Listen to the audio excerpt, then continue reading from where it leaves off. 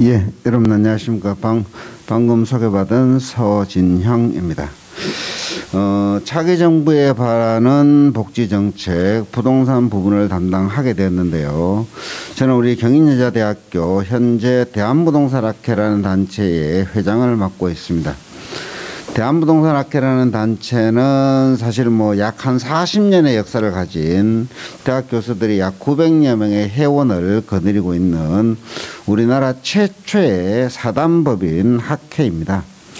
그래서 많은 이제 부동산에 대해서 얘기를 하지만 우리나라에는 이 부동산에 관한 전문가들이 너무나 많습니다. 그래서 얘기를 하기가 상당히 어려운 측면이 있는데, 왜냐하게 되면 부동산에 모두 투자를 해서 성공을 했기 때문에 본인이 전문가라고 생각하시는 분들이 너무 많다는 겁니다.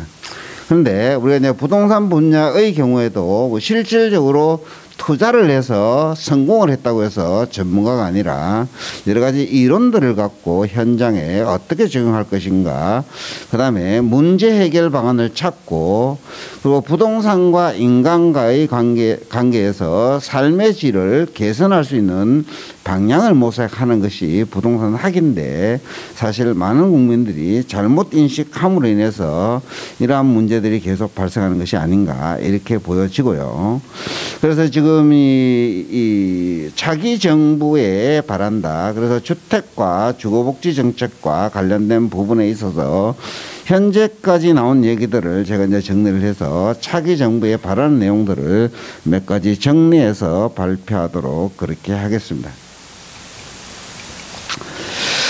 이제 우리가 이제 그 주택 정책이라는 것은 공적 기관에서 행해지는 여러 가지 정책들인데, 여러분들이 일반적으로 언론에서 듣고 있는 주택 건설, 그리고 주택 금융, 주택 세제, 실수요자 보호, 이런 것들이 모두 주택 정책에 들어가게 되는데, 부동산도 경제재이기 때문에 시장에 맡겨두면 되지 왜 정부에서 이러한 정책을 펼까?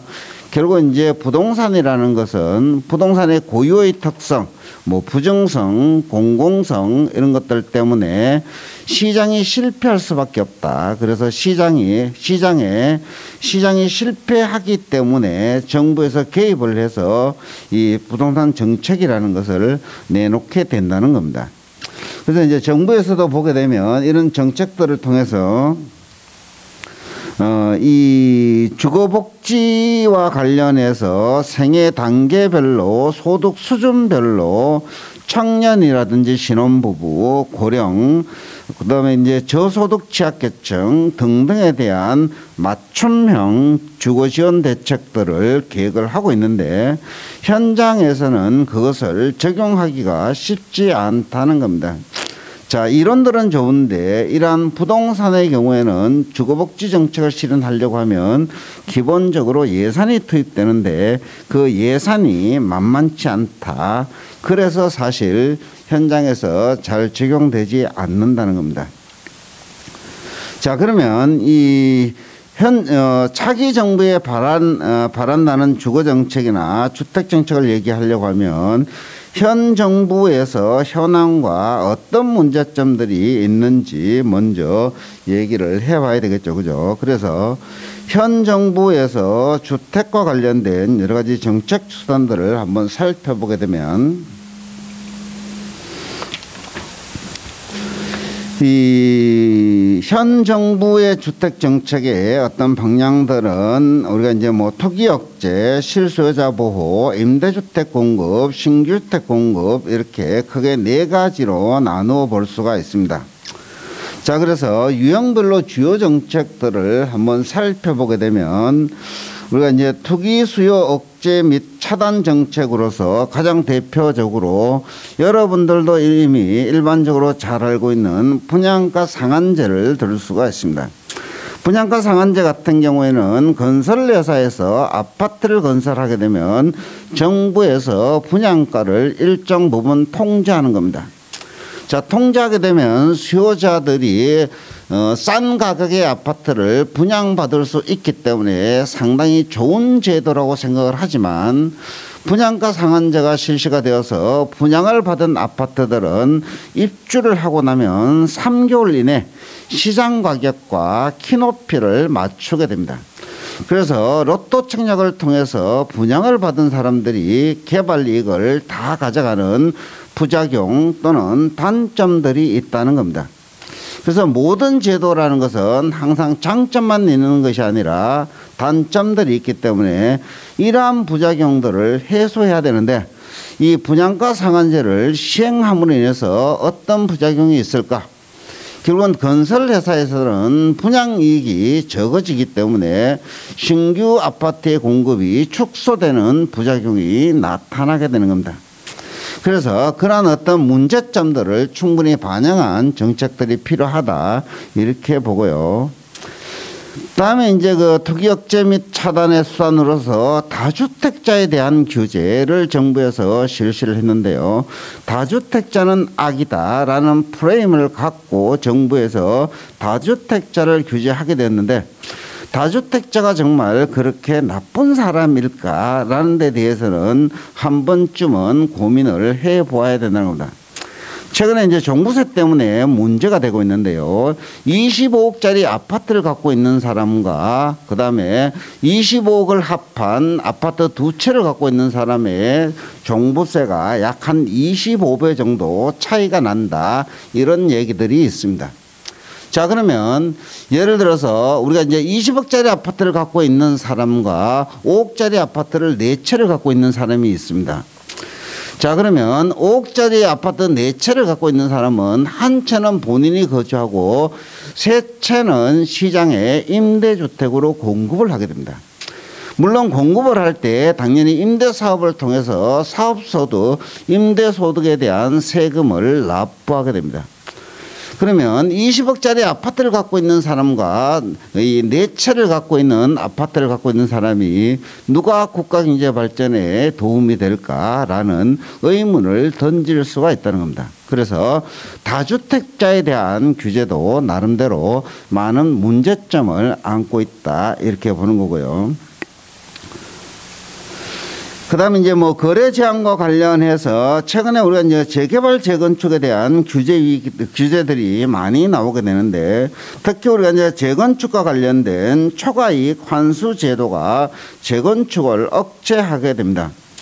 자, 그래서 재건축을 하게 되면 초과이익이 생기기 때문에 일정한 초과이익에 대해서는 정부에서 세금으로 환수하겠다는 계획을 발표하고 있는데요. 그러면 초과이익을 환수하게 되면 당연히 좋은 일이라고 생각을 하지만 이 초과이익 환수제로 인해서 이 재건축이 전혀 되지 않는 겁니다. 그래서 공급 축소로 이어져서 기축 아파트, 기존 아파트의 가격 상승을 가져오게 되는 문제점들이 있다라고 보는 거고요. 그다음에 이제 뭐 청약 제도들을 많이 이제 뭐 우리가 이제 관리하고 있지만 청약 제도들을 너무 세분화시키고 우리가 이제 뭐 누가 당첨될지 전혀 알 수 없는 깜깜이 시스템으로 운영됨으로 인해서 전문가들도 사실 판단하기 어려운 제도로 난해한 난수표로 가고 있다라는 얘기들을 하고 있고요. 그다음에 이제 뭐 주거복지 로드맵과 관련해서 임대차 보호 3법이 시행이 되었는데 임대차 보호 3법이 서민의 주거복지, 영세민의 어떤 임차권을 보호하는 데 상당히 도움이 된다라는 의미에서 도움이 되었지만 실질적으로 임대차 보호 3법의 경우에는 시장에서 여러 가지 부작용들이 너무 많다. 2중, 3중 가격의 형성이라든지 임대주택 공급 축소 이러한 문제들을 발생함으로 인해서 결국 이제 임대주택 공급 축소를 가져와서 임대차 시장의 불안을 가중시킨다는 겁니다. 그래서 결국은 이제 영세 임차인들을 보호한다는 명분으로 임대차 보호 3법을 통과시켰지만 시장에서는 영세 임차인들에게 가장 먼저 피해를 주는 이런 부메랑이 되어서 되돌아오는 이런 현상들이 발생하게 되었다 이렇게 보는 거고요. 그다음에 이제 정부에서 우리가 이제 30만 호 주택 공급 계획들을 얘기를 하고요. 지금 대선 후보들은 250만 가구의 공급을 얘기하고 있습니다. 근데 우리가 사실은 뭐 대선 후보들이 250만 호라고 얘기를 하지만 250만 호라는 것은 우리나라 제1기 신도시, 분당 신도시와 일산 신도시가 합해서 200만 호입니다. 그래서 현재 수도권에서 일산과 분당에 버금가는 택지를 마련해서 200만 가구를 공급할 택지 자체가 없습니다. 그래서 공약은 공약이지 정부에서 사실 실질적으로 200만 호 공급 계획들을 실천할 수는 없다라고 저희들은 결론을 내리고 있습니다. 그래서 이제 뭐 주거복지 정책도 생애 단계별로 뭐 청년이나 신혼부부들이나 이런 것들을 많이 하고 있지만 실질적으로 우리가 수요에 맞는 공급이 실질적으로 이루어지지 않는 문제점들이 있다라고 보시면 되겠고요. 자, 그래서 여러분들 이제 그래프를 한번 보시게 되면 이런 정책들을 펴므로 인해서 주택 시장들이 어떻게 변했을까 분석을 한번 해보게 되면 여기 이제 뭐 윗부분에 이렇게 표시된 부분이 뭐냐게 되면 우리나라 부동산은 규제를 하게 되면 주택 가격이 급등하게 되고 비규제를 하게 되면 변동성이 축소되어서 주택 가격의 상승률이 상당히 낮아지는 것으로 이렇게 분석이 되고 있습니다. 역설적으로. 근데 사실 주택시장 추이를 보게 되면 우리가 이제 노무현 정부 때나 우리가 이제 문재인 정부 때 규제를 많이 했는데 규제를 했을 때 특히 이제 아파트 가격들이 급등한 부작용들이 나타나게 되었다는 겁니다. 자, 그래서 우리가 이제 문재인 정부에서 우리가 30평대 아파트 가격들을 비교하게 되면 우리가 이제 뭐 보통 한 5, 6억 가던 아파트들이 11억이나 12억까지 이렇게 상승한 결과들을 자료들을 통해서 볼 수 있고요. 그다음에 규제를 많이 하다 보니까 주택의 어떤 준공 실적들도 상당히 낮아지고 있고요. 그다음에 이제 거래 절벽으로 인해서 거래량들도 이렇게 줄어드는 걸로 그래프로 분석이 되고 있고요. 그다음에 이제 주택의 정력 건수를 한번 살펴보게 되면 양도소득세를 강화하다 보니까 정력가 또 급격하게 증가하는 겁니다. 우리가 이제 양도소득세 같은 경우에는 다주택자에게 약 82.5%를 부과하고 있습니다.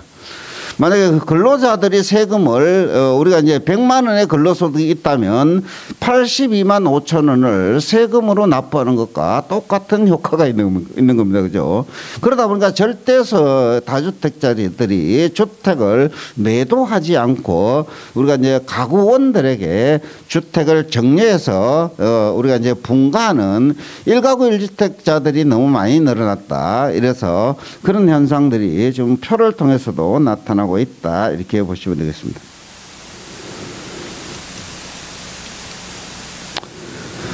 자, 그리고 이제 매매 건수 대비 주택 정리의 비율도 우리가 이제 정책들의 부작용으로 인해서 정리 건수들이 많이 증가하고 있다. 이렇게 보면 되겠습니다. 자, 그러면 2022년도에 우리가 이제 주택 가격들이 어떻게 움직일 것인가. 항상 이 우상향 변수와 우하향 변수들이 항상 이제 상존하고 있다. 이렇게 지금 학계에서 분석을 하고 있는데 이 우상향 변수와 우하향 변수들은 결국 이제 이 시장의 어떤 유동성이 어떻게 움직일 것인가에 따라서 조금 달라질 수 있다. 이렇게 보는 거고요. 지금 이제 뭐 한국은행에서 보게 되면 금리를 다시 한번 이번에 또 다시 올리겠다 이런 정책들을 펴고 있는데 이런 것들은 이제 뭐 우리 한 번 올려서는 부동산 시장에 별 영향이 없겠지만 두 번 연속해서 상승을 시키게 되면 부동산 시장에도 나름대로 많은 영향을 끼칠 것으로 예측되고요. 그다음에 이제 코로나 사태 등등으로 인해서 세계 경제 상황이 어떻게 변화될 것인지에 따라서도 많이 달라지겠고요. 그다음에 이제 뭐 대선에 따라서 이제 규제 강화로 갈 것인가, 규제 완화로 갈 것인가에 대한 우리가 이제 방향도 시장에 많은 변수가 될 것이고, 그다음에 이제 뭐 수도권의 공급량은 감소하고 광역시에 대한 공급량은 증가함으로 인해서 이 수도권과 지방 간의 양극화, 그다음에 서울 지역 간의 양극화, 이런 현상들이 나타나게 될 것이고요. 그다음에 이제 분양가 상한제는 실질적으로 뭐 이제 제도를 개선하기가 쉽지 않기 때문에 신규 아파트에 대한 로또 분양에 대한 기대 수요는 지속되지 않을까. 그다음에 이제 재고주택들이 사실 노후화, 멸실주택들이 상당히 증가하게 되어서 수요 증가는 지속적으로 일어날 것이다, 이렇게 보는 겁니다. 자, 그래서 이제 현 정부의 규제 정책들을 간단하게 이제 좀 정리를 해보게 되면, 분양가 상한제로 인해서 신규 주택 공급 감소가 일어나게 되고, 그다음에 이제 양도소득세를 강화함으로 인해서 재고주택의 공급이 감소되는 현상들이 나타나게 되고요. 그다음에 이제 정부에서 각종 우리가 이제 대출 규제를 하다 보니까 이게 이제 주택 가격이 하락할 것으로 예측을 하게 되는데, 거래량 감소로 이어져서 거래 절벽 현상이 나타나게 된다, 이렇게 얘기를 하고요. 그다음에 이제 이 투기 지역이라든지 재건축 규제 이런 것들을 강화하게 되니까 결국은 거래량 감소와 신규주택 공급 감소로 이어져서 수요와 공급의 불균형을 초래하게 된다, 이렇게 보고요. 그다음에 이제 뭐 이 실수요자나 서민주택 공급 확대 같은 경우에는 수도권에 뭐 30만 호, 그다음에 임대주택 활성화 이런 것들도 얘기하는데 결국 이제 돈의 문제라고 보시면 되고요.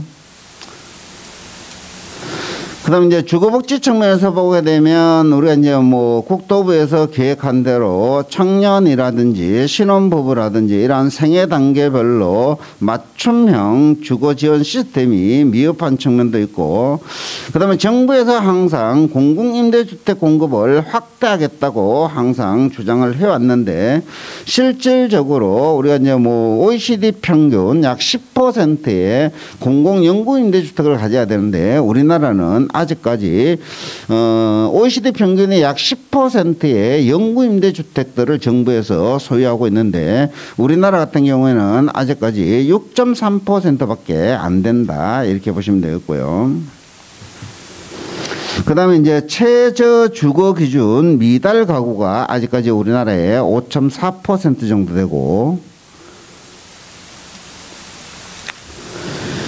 그다음에 이제 뭐 이제 이 규제 정책의 문제점으로서 공급량 감소에서 보게 되면 양도세를 강화하고 보유세를 강화하고 이런 정책들을 펴다 보니까 현 정부의 부동산 정책은 일반 국민들은 부동산을 사지도 말고 보유하지도 말고 팔지도 말라라는 정책들을 펴다 보니까 실질적으로 여러 가지 이제 문제점들이 나타나고 있다, 이렇게 보고요. 그다음에 이제 뭐 이 공급량의 감소 현상들이 많이 나타나고 있고요.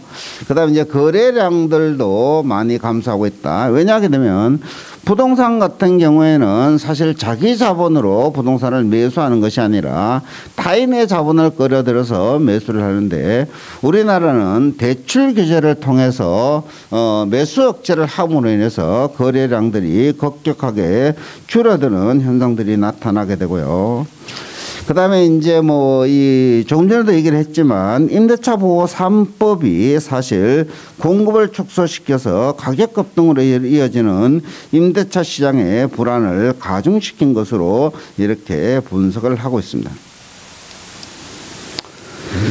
자, 그래서 이러한 문제점과 현상들이 나타나게 되었는데요. 이제 결론 부분에 들어가서 이제 주택시장의 안정대책, 차기 정부에서는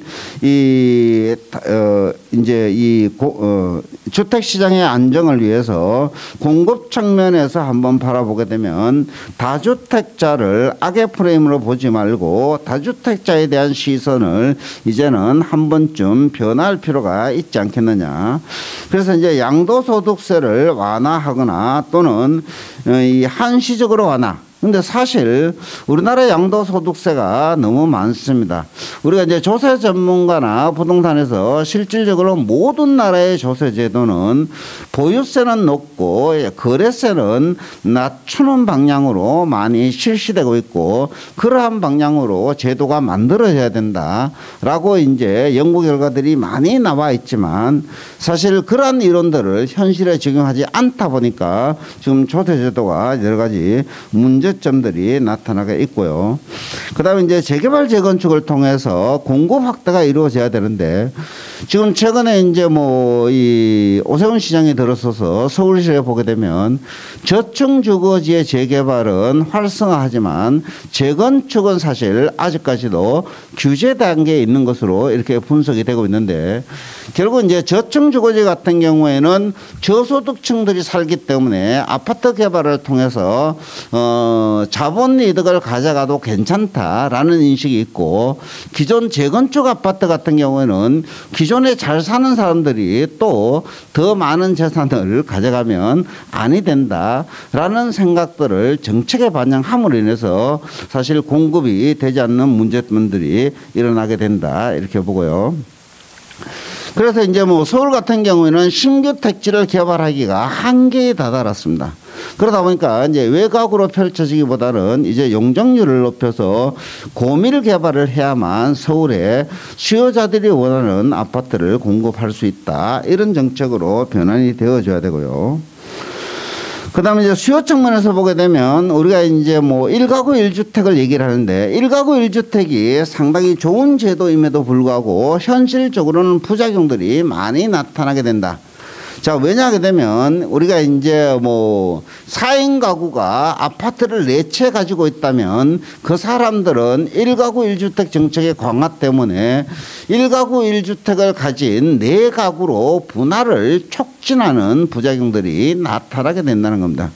그래서 1가구 1주택의 정책에 대한 전면적인 어떤 제도의 개선도 필요하다, 이렇게 보고요.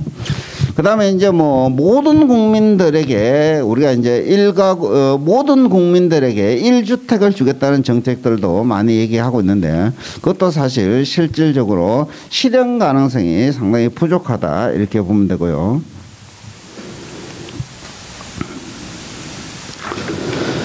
그다음에 이제 그래서 이 주택시장의 안정을 위해서 정부 정책에 대한 어떤 기타 정책으로서 시장에 대한 어떤 신뢰 회복, 또는 우리가 이제 실수요자 간의 어떤 정상적인 거래 좀 활성화, 그다음에 이제 시장의 어떤 자율적 기능을 좀 시장 중심 정책으로의 변화 이런 것들이 필요하고요. 그다음에 이제 주택 시장에 대한 통계 자료들이 정부에서 아직까지 명확하게 되어 있지 않습니다. 여러분들도 보게 되면 아파트 가격의 인상률을 발표하지만 우리가 체감하는 인상률과 정부에서 발표하는 인상률이 상당히 많은 차이가 나죠, 그죠? 그런 것들을 해줘야만 정책을 우리가 바로 수립할 수 있다, 이렇게 보고요.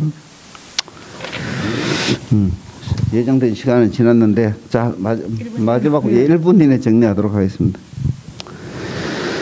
그래서 이제 뭐 우리가 이제 이 오늘 그 선진복지사의 연구회이기 때문에 마지막에는 우리가 이제 주거복지 정책에서 사실 뭐 주거 사다리 마련, 우리나라 전세 제도가 상당히 좋은 제도이다. 그런데 이제 여러 가지 규제를 함으로 인해서 보증부 월세로 많이 전환되고 있어서 주거 사다리를 마련하는데 상당히 어려움이 있기 때문에 그러한 어떤 제도 개선이 필요하고, 그다음에 이제 공공연구, 정부에서는 무조건 주거 취약계층의 약 10%에게 영구임대주택을 공급하는데 초점을 맞추고 나머지 90%는 민간 시장에 맡기는 어떤 투트랙 전략들을 한번 구사해 줬으면 좋겠다, 이렇게 보고요.